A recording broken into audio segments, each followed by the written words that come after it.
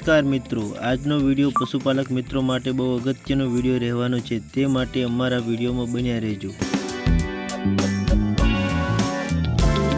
મિત્રો। તો રમેશભાઈનું કહેવું એવું છે કે આ બે પશુ વારંવાર રિપીટ થાય છે, તે શું કારણથી રિપીટ થાય છે એ આપણે ચેક કરીને જાણી લઈશું।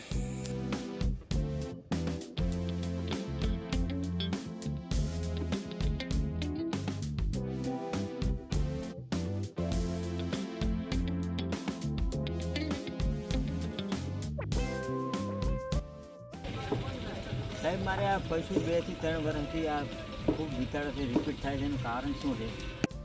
જો મિત્ર, આમાં ઘણા પ્રકારના પ્રશ્ન બનતા હોય છે। પહેલાં તો આપણે લઈ લઈએ કે જંતુનાશક દવા અને યુરિયા, આ મોટો પ્રશ્ન તારી ખેડૂત મિત્રને નડતો હોય છે।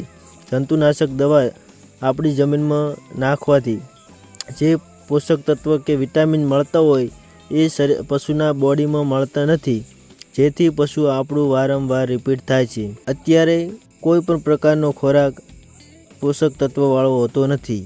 આપણે માણસનો લઈ લે કે પશુનો લઈ લે, પશુને જે આપણે ઘાસ નાખીએ છીએ તેમાં યુરિયા ખાતર નાખવાથી જે વિટામિન મળતા હતા એ નાબૂદ થાય છે અને એને ભરણ પોષણ માટે, પેટ માટે સાર મળી રહે છે। બાકી જે વિટામિન મળતા ને એ મળતા નથી, તેથી ગર્ભાશયનો વિકાસ થતો નથી।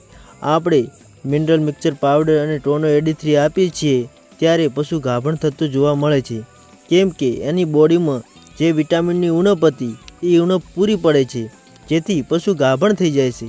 અને ત્યારે મોટો પ્રશ્ન બની ગયો છે કે યુરિયા, જંતુનાશક દવા એ મોટો પ્રશ્ન બની ગયો છે। મિત્ર, હવે આપણે પશુને ગાભણ કરવું હોય તો ધ્યાન રાખવું જોશે કે આપણે પશુને 3 મહિને ચરમની ગોળી આપવી જોશે અને આપણું પશુ 3 વર્ષનું થાય ત્યારે મિનરલ મિક્સર પાવડર, બાજરી અને મઠ ખવડાવવા જોશે, જેથી એને શરીરમાં, બોડીમાં જે વિટામિનની ઉણપ છે તે ઉણપ પૂરી થાય અને આપણું પશુ પડ્યું ના રહે તે અને ઝડપી ગાભણ થાય તે રીતે આપણે પ્રયત્ન કરવા જોઈએ।